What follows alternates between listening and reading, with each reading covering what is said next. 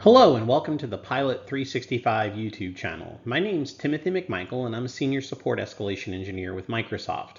Today's topic will be migrating distribution lists to Office 365. Let's start with some background. Many Office 365 deployments utilize Azure Active Directory Connect to synchronize identities from the on-premises Active Directory to Office 365. These include groups, group properties, and group memberships. When a group is synchronized, the source of authority for all changes is the on-premises Active Directory, and no changes can be taken directly in Exchange Online or Azure Active Directory. When customers have completed mailbox migrations to Office 365, this sometimes exposes an issue with distribution lists, especially in environments where users are tasked with managing their own distribution list membership. Typically, end users manage the distribution list through the global address book view in Outlook. In order for Outlook to manage and add or remove members to a distribution list, they need access to a writable domain controller for that list. When a mailbox is migrated to Office 365, Outlook has access to the domain controllers that service Exchange Online. They do not have access to the on-premises domain controllers that serve as source of authority for group properties and group membership. This is a sample view of a distribution list properties from the global address list within Outlook. As you can see, the members are listed within the address book card and also the Modify Members button. Using the Modified Members button brings up an additional dialog which allows owners of a particular group to add and remove members. There are also some additional challenges surrounding distribution lists that customers may face.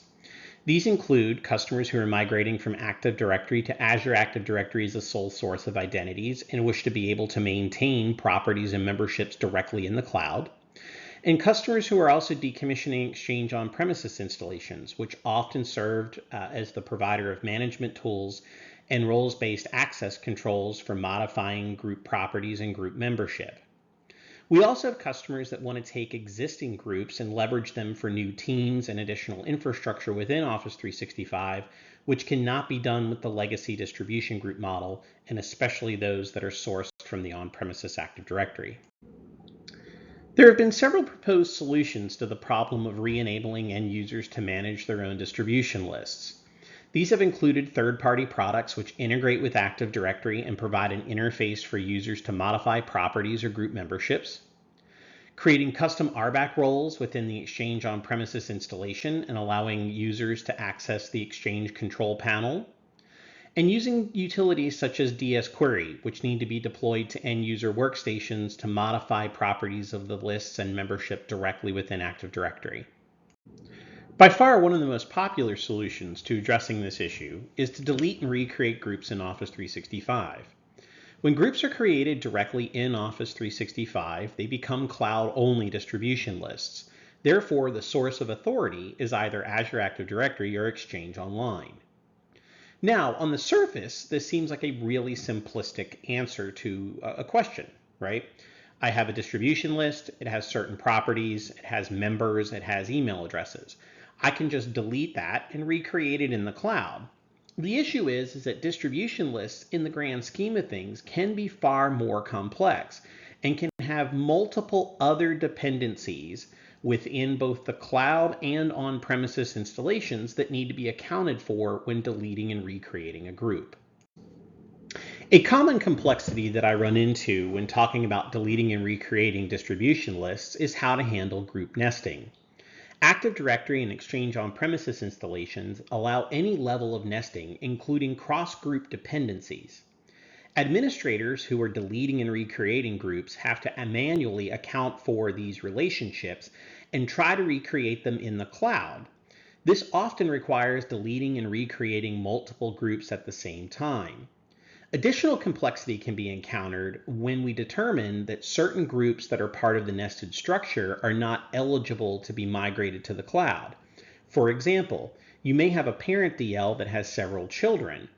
That parent DL's membership may be managed by a third-party solution, but the child DLs are managed by the end users themselves. The parent DL would not be eligible to be recreated in the cloud unless the third-party solution had the ability to integrate with the cloud. Therefore, the entire tree would not be eligible for migration, and this would not be a solution to restoring end user management of distribution lists. Mail-enabled security groups can also serve as security principals within the Exchange installations. For example, a mail-enabled security group could be assigned full mailbox access to a shared mailbox. It could be assigned send-as rights to a recipient, or it could be assigned individual mailbox folder permissions. For example, the properties of the inbox within a mailbox, we add a security group with contributor rights, therefore allowing the members of that group access to the inbox folder of that mailbox. When you delete and recreate a security group, any of these permissions, if not captured and assessed prior, are lost because the new group is not the same as the group that was previously assigned those permissions, even though the attributes, addresses, and members that you might create are the same. Groups can also have additional settings set on themselves or other recipients that need to be preserved when deleting and recreating them. For example, a group could provide accept messages from senders or members on any recipient or themselves, reject messages for senders or members, or bypass moderation settings for moderated groups. Additionally, groups could have any numbers of owners set on them from the directory that need to be preserved when migrating them to the cloud. I'd like to introduce you to the DL Conversion v2 PowerShell module. The intent of this PowerShell module is to allow administrators to delete and recreate distribution lists while capturing the most information for a full fidelity migration and limiting the downtime and unavailability of the list to the end user. The DL Conversion v2 PowerShell module can be installed using the install-module DL Conversion v2 command. If you already have the module installed, update-module will download any updates that have been published to the PowerShell gallery. When the module is installed, it will also install some other dependent modules, including Telemetry Helper, Microsoft Graph, specifically the Authentication, Users, and Groups module, the Exchange Online Management module version 3, and the Enhanced HTML2 PowerShell module. Administrators will need to install the Active Directory Remote Server Administration tools in order for the script to function, as they are required but cannot be installed by the module automatically. The DL Conversion v2 PowerShell module provides many features. It can track all dependencies of a group across Active Directory and Exchange Online. It can track and retain permissions on individual groups.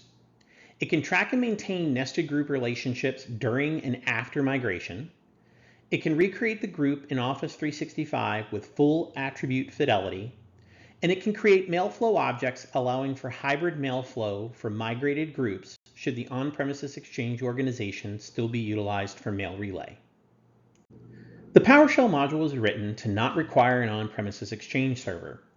Active Directory web services, as well as a remote PowerShell session to a domain controller, are all that is required to pull the attributes of the distribution group and prepare it for migration. An Exchange server is required if you wish to audit send-as rights on other mail objects to have those rights retained during the migration and after group creation in Office 365. The module also provides some other helpful features, such as the ability to migrate a group that is not synchronized to Office 365 if you have a specialized environment, the ability to perform a health check against the distribution group, as well as produce a distribution list information HTML report, and perform both single and multi-threaded migrations.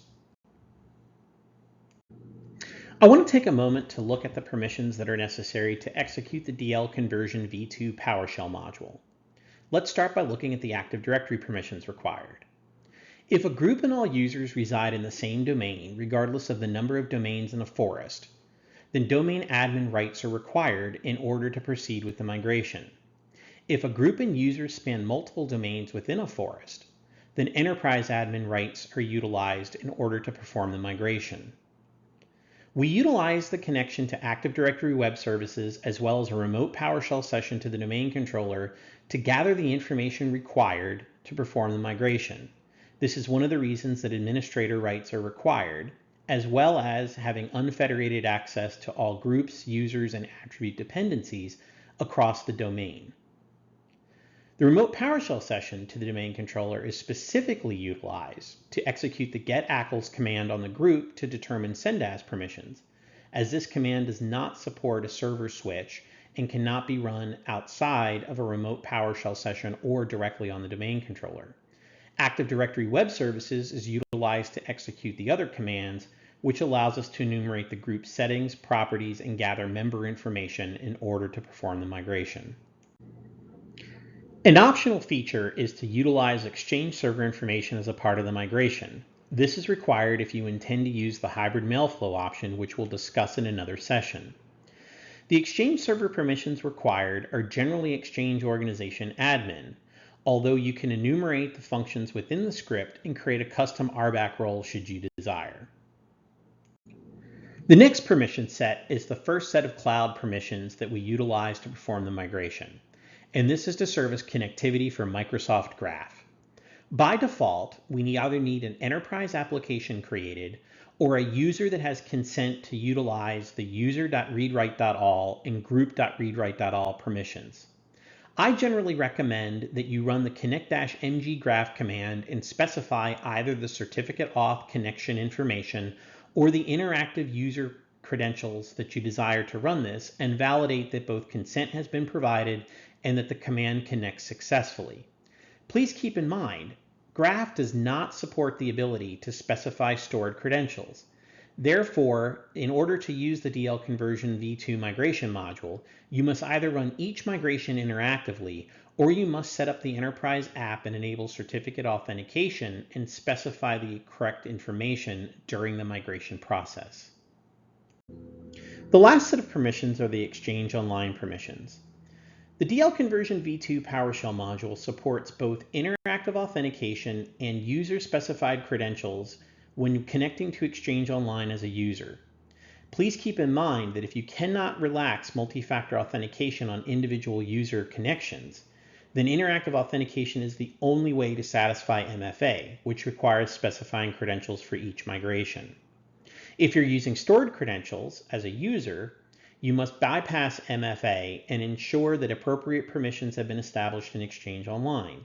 Most customers assign Exchange Organization Administrator rights to the account that they're using for migrations. If you choose to scope the permissions down, you can consider a custom RBAC role that assigns just the commandlets necessary for the migration to run. At this time, most customers are moving away from the interactive or user-stored credentials and are using Exchange Online's app-based access guidance to create an enterprise app within Azure and implement certificate authentication. The DL Conversion Migration v2 module supports certificate authentication for Exchange Online. Many administrators find it convenient to create a dedicated app for migration and assign both the Graph and Exchange Online permissions to it and utilize a single certificate and single app ID for their connections. When the migrations are complete, this app can be destroyed. This prevents you from having to change any existing permissions on applications that may exist for other scripts or processes within the organization and creates a dedicated app ID solely for the purpose of migrations. One of the features of the DL Conversion v2 migration module is the optional ability to have AD Connect triggered as a part of the migration process. This is done by specifying the AD Connect information in the DL Conversion v2 migration string. In order to connect to the AD Connect server, we have to have permissions to trigger a sync as well as start a remote PowerShell session to the AD Connect server. This is generally achieved by ensuring that the account utilized is either a domain admin or enterprise admin permission. Additionally, the account could be scoped down to either local administrators on the server itself, which is automatically a sync administrator. I talked briefly about multi-factor authentication earlier. The DL Conversion v2 migration module does support interactive authentication for both Graph and Exchange Online, which would allow an administrator to satisfy multi-factor authentication. Multi-factor authentication cannot be utilized in non-interactive workflows, which is the default for connecting to Exchange Online. Should you find that you're unable to bypass MFA, my recommendation would not be to execute single migrations using interactive authentication. That's great for testing, but does not scale to actually doing a large organization migration. In order to do those, I would recommend that you look at app-based access for both Graph and Exchange Online, which support certificate authentication. What does the DL migration process look like from a high level?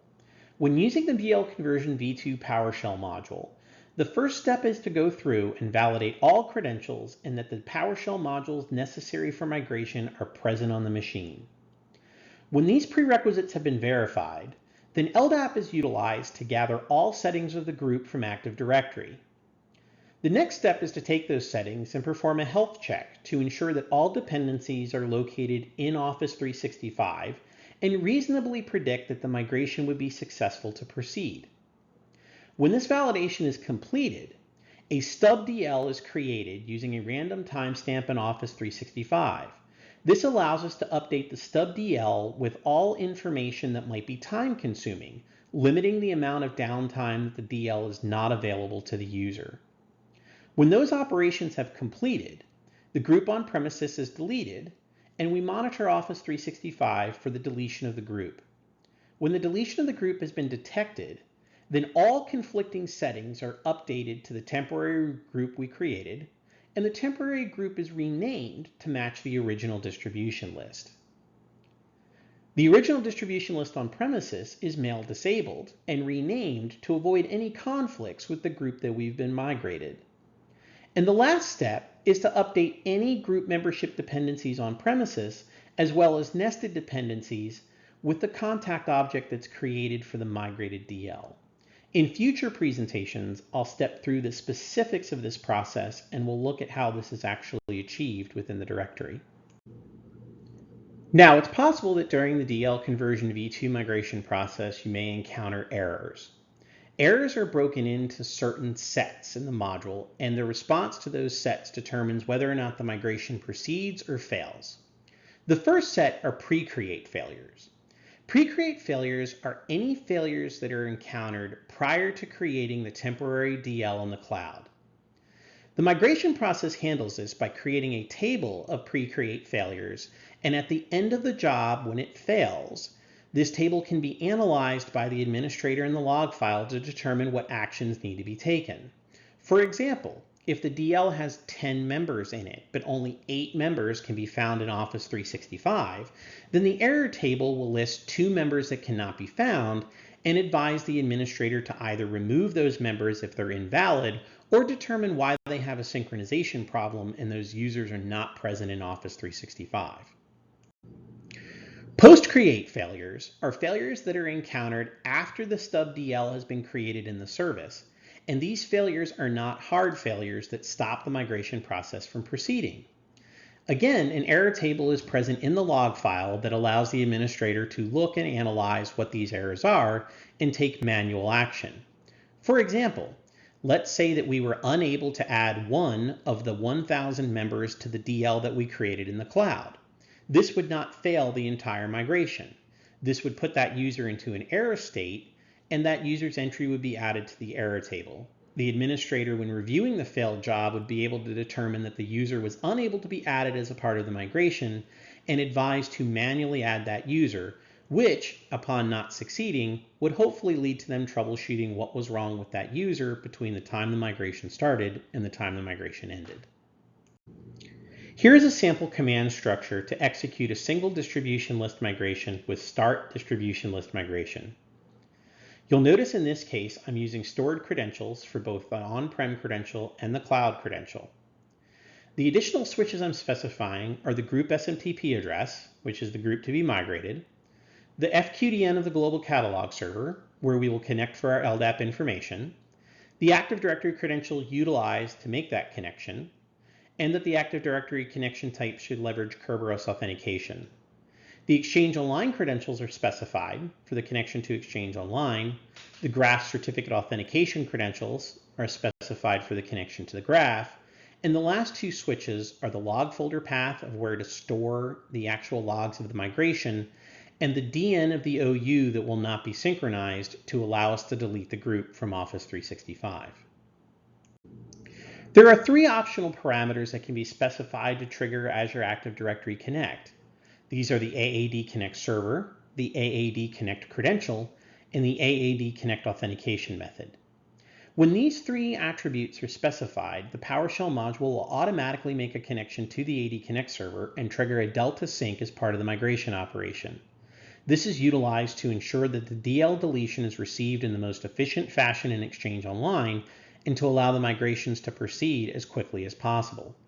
If the information is not specified, the DL migration process will hold until the natural sync cycle runs on the AD Connect server and the DL deletion is detected. Earlier I talked about the fact that an Exchange server is not required in order to perform a migration. If you choose to audit send as permissions across the environment, or you wish to enable hybrid mail flow, then an Exchange server is required in order to perform the migration. There are three switches that can be specified to trigger a connection to Exchange: the Exchange server switch, the Exchange credential, and the Exchange authentication method. When specifying these server names, a remote PowerShell session is created to that endpoint in order to create mailflow objects that are necessary for migration or to enumerate send as permissions across the organization should there be a choice to audit those. There are several optional switches that an administrator may specify as part of the migration. One of them is Enable Hybrid Mailflow. When specified, this switch requires an on-premises Exchange server and will create mailflow objects to allow on-premises Exchange to relay to groups that have been migrated. The Retain Original Group switch allows the administrator to determine whether or not the group on-premises is retained after migration. By default, this is always true, even if not specified. And by default, it will always retain the group if the source type is security, even if this switch is set to false. Setting the switch to false for a mail-enabled distribution group will result in the deletion of the group at the conclusion of the migration. The group type override allows the administrator to specify either security or distribution. This is sometimes helpful when customers have mail-enabled security groups and they wish to separate the on-premises security function from the cloud mailflow function. Keep in mind, when you create a distribution list in Office 365 and you specify either security or distribution, that cannot be changed. Unlike Active Directory, where you simply click the radio button to change the group type.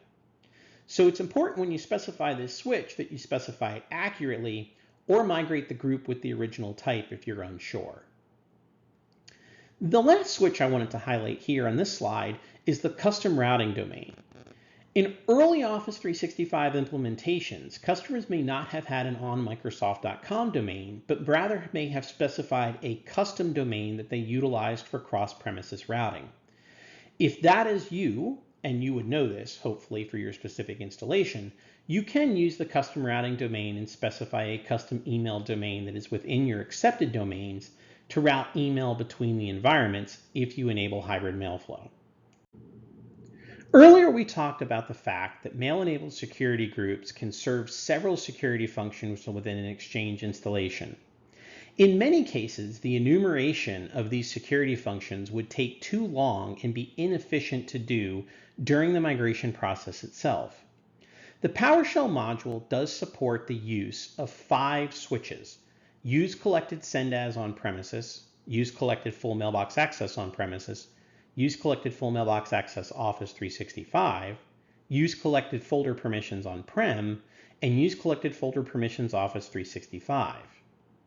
These switches are designed to import and analyze pre-collected information from functions that are released in the DL Conversion v2 migration module that will audit and collect this information and store it offline. We'll discuss the specifics of these in future presentations and how to use them in order to ensure that you capture the most information required for your migrations. The DL Conversion v2 migration module is located on GitHub. This allows you to log issues, review the source code, and make modifications and suggestions to the source code if you're so inclined. You can also receive support from me using the email address dlconversionv2@service.microsoft.com. I want to thank you for joining me on the Pilot 365 YouTube channel and reviewing the presentation on migrating distribution lists to Office 365. I'm looking forward to some upcoming presentations, including preparing a migration strategy for distribution groups, tracking nested distribution groups and enabling hybrid mail flow, auditing and tracking advanced group permissions, and looking at our multi-threaded distribution list migration process. I hope you have a great day and happy migrating.